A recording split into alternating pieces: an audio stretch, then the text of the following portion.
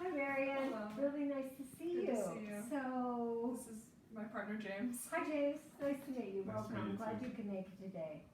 So, do you remember this? Yes, Okay, remember the button? I do. Do you want to show James what a subluxation is? Sure. So subluxation, so this is our happy bones where they're supposed to be. Subluxation is when a bone is out of place and squishing or impinging on this nerve. That's why it's flashing red. And so what bones will do is make some sort of like wrapping around it to protect the nerve, hopefully, and that's a subluxation. Which Very nice. Nystrom would work Very on. good. Excellent. Thank you. So, these are vertebrae. And when they go out of alignment, just like Marion showed you, they cause nerve impingement. So put your finger on your eye so you just barely feel it. So that's about 10 grams of pressure. So that's enough pressure to distort function up to 60%. So it doesn't take much pressure to really mess with the nerves. So when a vertebra goes out of alignment and is causing nerve compression, then they lays down scar tissue. The body lays down scar tissue, which is a lot like packing tape with the strings in it. We call that fixation. Those three things, misalignment, nerve impingement, and fixation, is what we call a subluxation.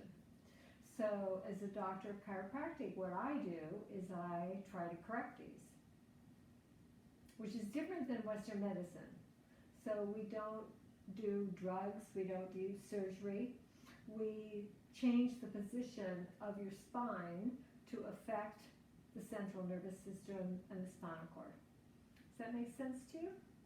Yeah, I think so. Okay, good, excellent, good. So now, we're gonna go over why Marion sought chiropractic care. And what you told me is that you have these severe headaches 3 or 4 times a week, that you get radiating pain down your arm, and your low back is sometimes really cranky. Totally. But what I heard underneath all that is that you are in chiropractic school. Are you in chiropractic school also? Yeah. And what you're wanting is a sustainable body so that you can have a practice. Yeah. And practice for as long as you want, right? And so underlying all of the symptoms is the concern about the sustainability of what's going on with your body for a, busy, healthy chiropractic career. Yes. Would you say that that's so? Absolutely. And I think the reason you're having these symptoms is because of the subluxations. Okay. So that's good.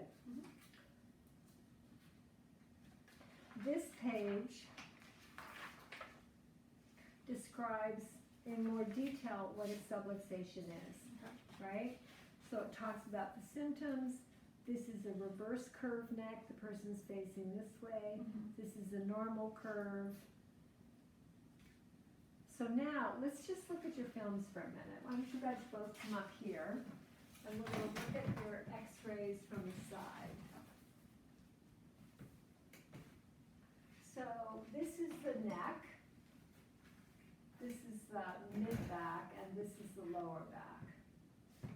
You can see here in your neck how this is a little funky on this edge, Yeah. right? This one is lipping out. It's not lipping into the longitudinal ligament, but it's lipping out a little bit. The reason this is happening is because your head carriage is forward. So I want you to hold the ball like this. So you could do that for a while. I'll get one from James also.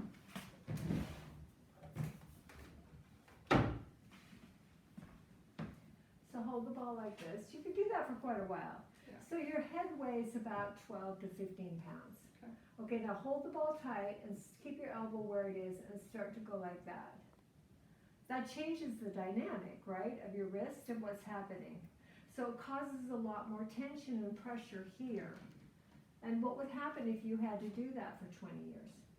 Get really tired. You get tired. What else? What do you think would happen to the bones in the wrist? Really strong to compensate for The that? muscles would get strong, what would happen to the bone? Would they change shape to support that extra weight in the front? They'd probably